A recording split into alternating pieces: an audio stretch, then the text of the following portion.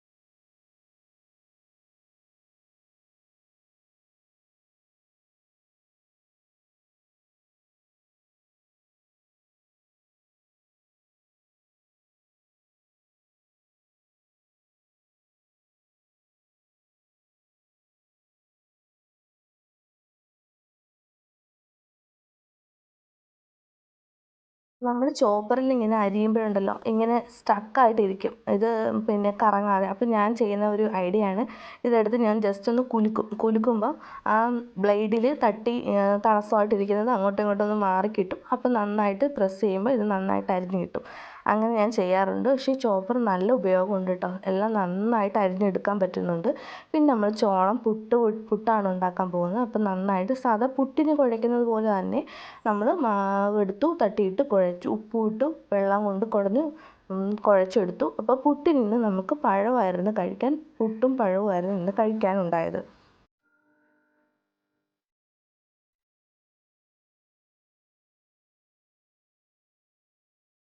ഈ മാവ് കുഴയ്ക്കുമ്പോൾ മാവിനകത്തോട്ട് വെള്ളം ഇങ്ങനെ കുടയുമ്പോൾ നല്ല മണമാണ് കേട്ടോ. നല്ല ചോളത്തിന് നല്ല മണമാണ്. നമുക്ക് ഇഷ്ടപ്പെടുന്ന ഒരു മണമാണ് ചോളത്തിന്. അപ്പം എൻ്റെ മോൾ അവിടെ വന്ന് നിന്നിട്ട് പറയും, നല്ല മണം വരുന്നുണ്ടല്ലോ എന്ന്.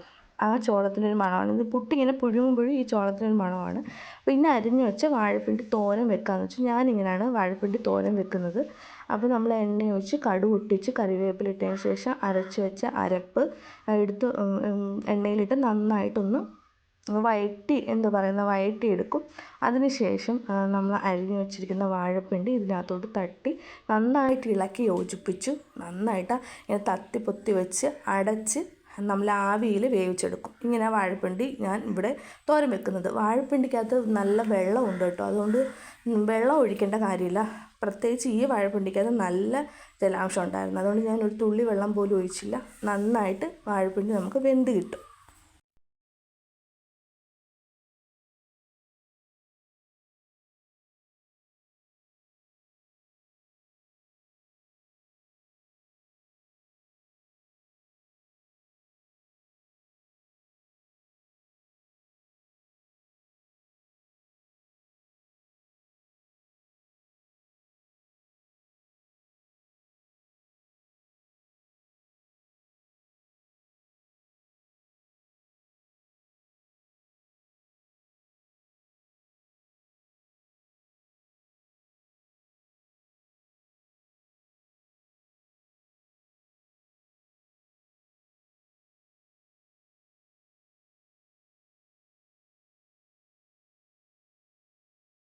ചോറ് കൊണ്ടുപോകാൻ 2 മുട്ടയും കൂടെ പൊരിക്കാമെന്ന് വെച്ച് ഞാൻ 2 മുട്ട പൊരിച്ച് 3 പേർക്ക് കൂടാണ് കൊടുക്കാറുള്ളത്. സാധാരണ അങ്ങനെയാണ് ചെയ്യാറുള്ളത്.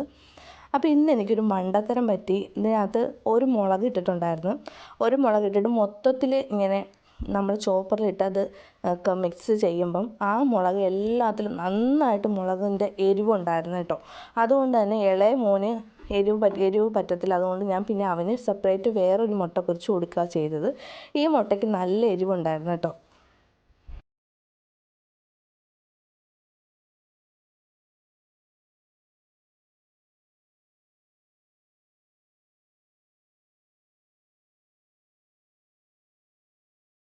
പിന്നെ 3 പേർക്ക് ഞാൻ പാത്രം നിരത്തി വെച്ച് 3 പേർക്കും ചോറിട്ടു. പിന്നെ കറികളൊക്കെ വെച്ചു. മുട്ട പൊരിച്ചാണ്ട് മോന് ഞാൻ പിന്നെ സെപ്പറേറ്റ് ഒരു മുട്ട പൊരിക്കേണ്ട വന്നു. എന്നിട്ട് കുട്ടികൾ അവിടെ വന്നിരുന്ന് മക്കളുമെല്ലാം അവിടെ വന്ന് നോക്കുക കേട്ടോ. ചോറ് അവർക്ക് വളരെ കുറച്ച് ചോറ് മതിയെന്ന് പറയും. ഞാൻ നിർബന്ധമൊന്നും പിടിക്കാറില്ല. ഞാൻ വളരെ കുറച്ച് ചോറേ വെക്കാറുള്ളൂ കേട്ടോ. പിന്നെ കറികൾ വെച്ചു. പിന്നെ പാത്രം അടച്ചു. ഞാൻ കുറച്ച് നാൾ യൂട്യൂബിൽ വീഡിയോ ഒന്നും ഇട്ടിട്ടില്ലായിരുന്നു. കുറച്ച് പ്രശ്നങ്ങളും കാര്യങ്ങളൊക്കെ ഉണ്ടായിരുന്നു. 4ാമത്തെ ഒരു പ്രഗ്നൻസി ഉണ്ടായിരുന്നു. പിന്നീട് അതിനെ സംബന്ധിച്ച് കുറച്ച് ഇഷ്യൂസൊക്കെ ഉണ്ടായിരുന്നു. അതൊക്കെ കൊണ്ടാണ്. പിന്നെ അതെല്ലാം കഴിഞ്ഞു, റെസ്റ്റ് എല്ലാം കഴിഞ്ഞു. ഇപ്പോൾ വീണ്ടും ഞാൻ പുതുതായിട്ട് വീണ്ടും വീഡിയോ ഒക്കെ ഇട്ട് തുടങ്ങിയിട്ടുണ്ട്. അപ്പോൾ എല്ലാവരും എൻ്റെ ചാനലൊന്ന് സബ്സ്ക്രൈബ് ചെയ്ത് സപ്പോർട്ട് ചെയ്യണം. അപ്പം ഷോർട്സ് വീഡിയോ ഒക്കെ അത്യാവശ്യം റീച്ചും കാര്യങ്ങളൊക്കെ ഉണ്ട്. നമുക്ക് 3-4 പൂച്ചക്കുഞ്ഞുങ്ങളൊക്കെ ഉണ്ട്. അവരുടെ വീഡിയോ ആണ് ഞാൻ ഷോർട്സ് ആയിട്ട് ഇടുന്നത് കേട്ടോ. അപ്പോൾ ഇങ്ങനെയുള്ള വീഡിയോ കുക്കിങ്ങും കാര്യങ്ങളൊക്കെയാണ് ഞാൻ ലോങ് വീഡിയോ ആയിട്ട് ഇടുന്നത്. ലോങ് വീഡിയോയ്ക്കൊന്നും ഒട്ടും വ്യൂസൊന്നുമില്ല. ഷോർട്സ് മാത്രം ഇങ്ങനെ ഇടുന്നത് കൊണ്ടാണ് ലോങ് വീഡിയോയ്ക്ക് വ്യൂസ് വരാത്തത്. പിന്നീട് നമ്മൾ മുഖം കാണിച്ച് വീഡിയോ ചെയ്യുന്നില്ലല്ലോ. മുഖം കാണിച്ച് വീഡിയോ ചെയ്യാൻ എനിക്ക് ചെറിയൊരു ബുദ്ധിമുട്ടുണ്ട്. അതുകൊണ്ടാണ് ഞാൻ മുഖം കാണിച്ച് വീഡിയോ ചെയ്യാത്തത്. ഇൻഷാ അല്ലാഹ് നമുക്ക് കുറേ കഴിഞ്ഞിട്ട് മുഖമൊക്കെ കാണിച്ച് വീഡിയോ ചെയ്യാം. അപ്പോൾ എല്ലാവരും എൻ്റെ ചാനൽ സബ്സ്ക്രൈബ് ചെയ്യണം, സപ്പോർട്ട് ചെയ്യണം, ലൈക്ക് ചെയ്യണം.